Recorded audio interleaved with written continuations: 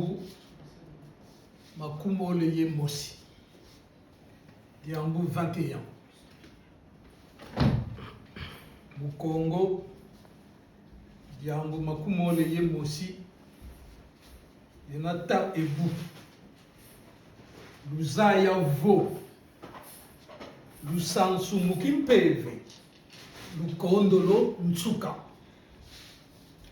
Mpeve ya mampungu. Yivovanga ntangu batele ntangu bonso bweni na bitezo bya munza. Mpeve ya mampungu yizakamanga munza ntangu kaimani. La transcription en français. L'évolution spirituelle a lieu indéfiniment. Les énergies issues de Mampungu agissent indéfiniment à l'image de la persistance du plan manifesté. La nature vibratoire de Mampungu s'exprime en toutes choses indéfiniment. Si je devais résumer en 2 mots, il y a un premier élément qu'il faut retenir, c'est que toute chose est de nature vibratoire. Que ce soit les choses manifestées, matérielles, que ce soit des choses virtuelles, psychiques, tout est de nature vibratoire. Même la vie d'un individu, quand vous prenez son histoire, tout est de nature vibratoire. Mais qu'est-ce que ça veut dire, nature vibratoire? En Congo, ça se dit Ninga.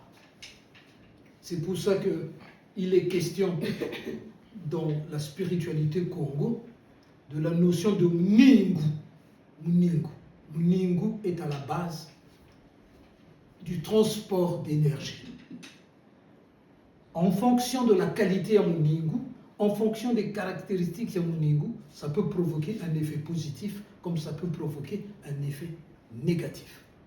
Je me souviens encore, lorsqu'on était gamin et qu'on allait en vacances chez ma grand-mère à Vinza, et de temps en temps on faisait un saut en Malela Bombi, le village natal d'Émile Biayenda. Et bien quand on y allait, ma grand-mère, c'était pas ma grand-mère, c'est mon arrière-grand-mère, qui, quand on croisait quelqu'un dont le fonctionnement psychique n'était pas stable, mon arrière-grand-mère disait souvent, ah, il y a des gens qui ont voisin.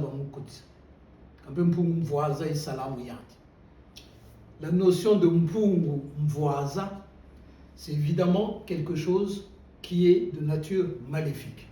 C'est quelque chose de malveillant.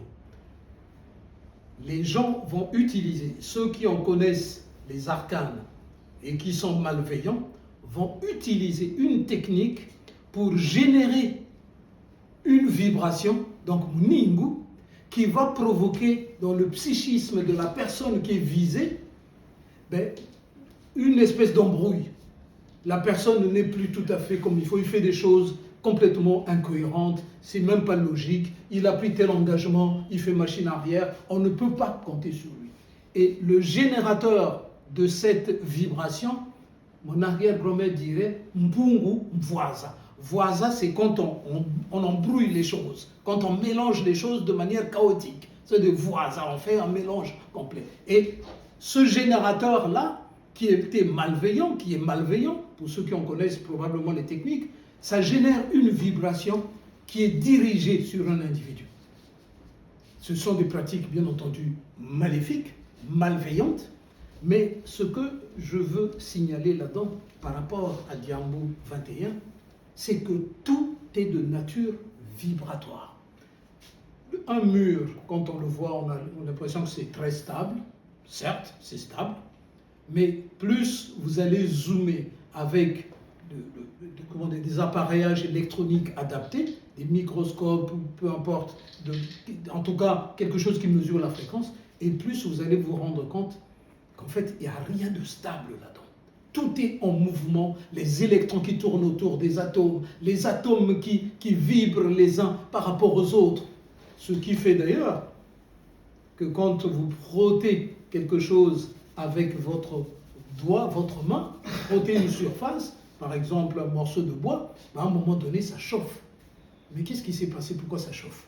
Parce que vous avez augmenté la nature vibratoire des substances qui sont en contact. À force de frotter, la vibration s'accélère, elle s'amplifie et ça produit de la chaleur. Mais ce qui est vrai sur le plan manifesté, le cas du bois que l'on frotte, est aussi vrai sur les plans invisibles. C'est pour ça qu'on parle de Miningu Myakimpeve, c'est-à-dire les vibrations qui viennent de plans subtils et qui vont pénétrer un individu, provoquer un bienfait comme ça peut provoquer une catastrophe.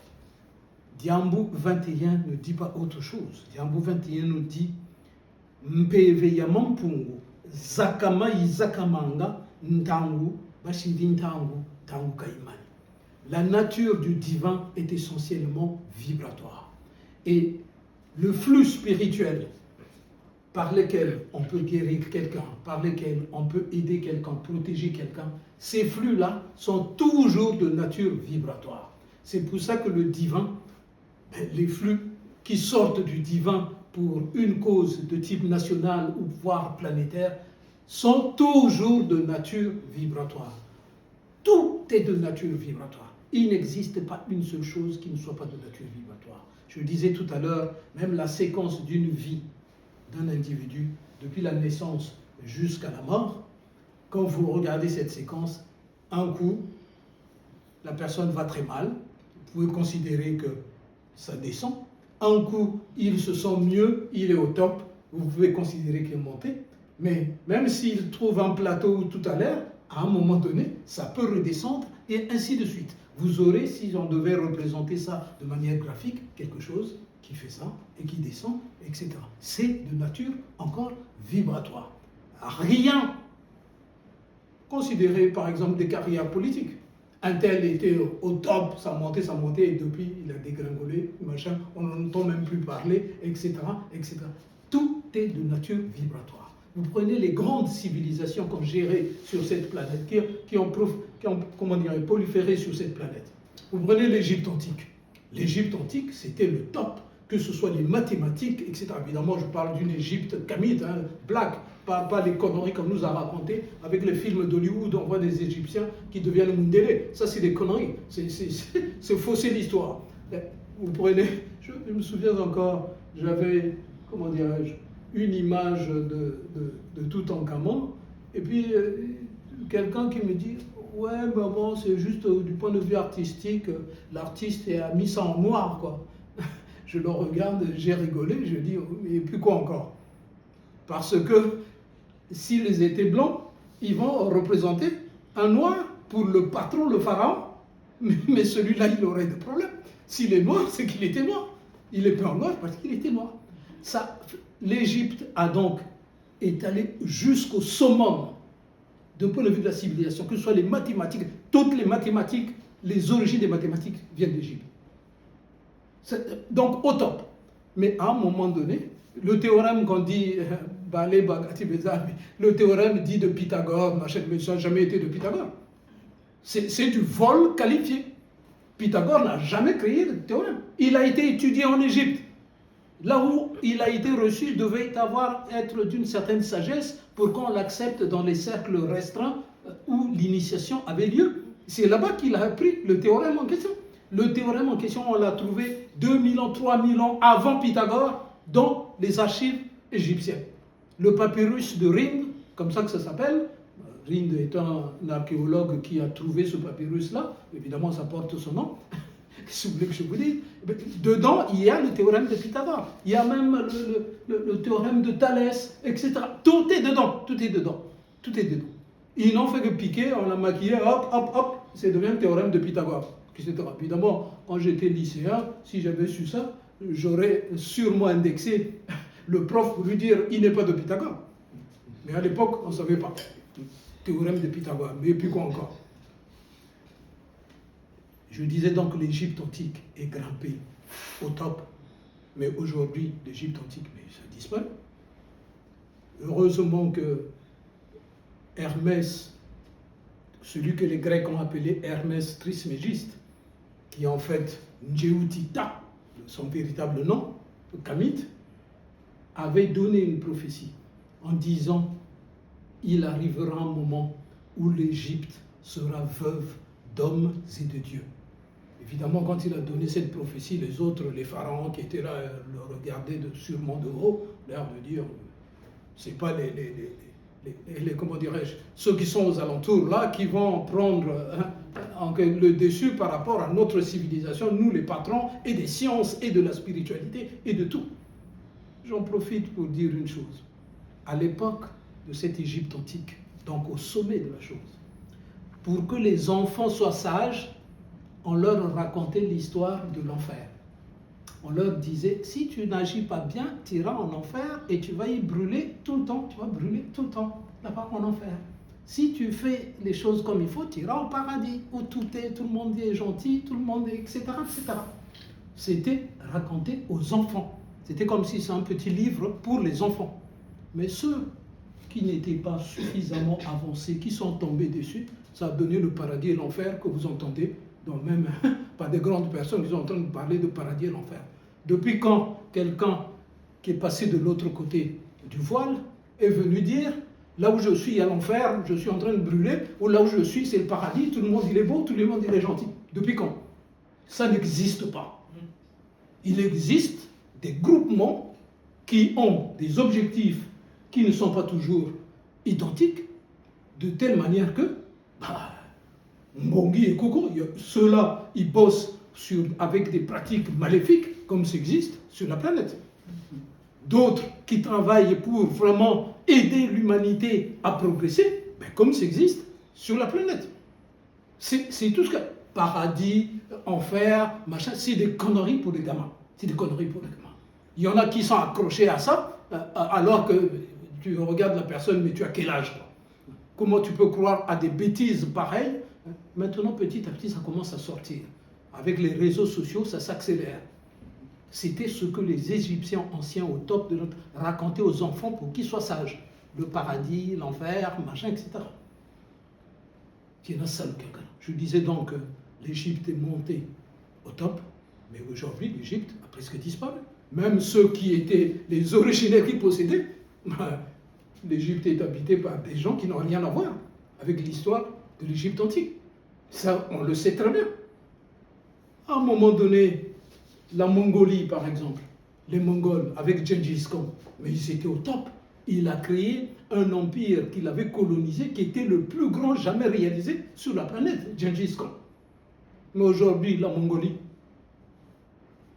il n'y a plus grand-chose. Donc, si tu es monté au top, c'est descendu au plus bas. C'est même coupé en petits morceaux, une partie qui est en Russie, une autre partie peut-être en Chine, etc., etc.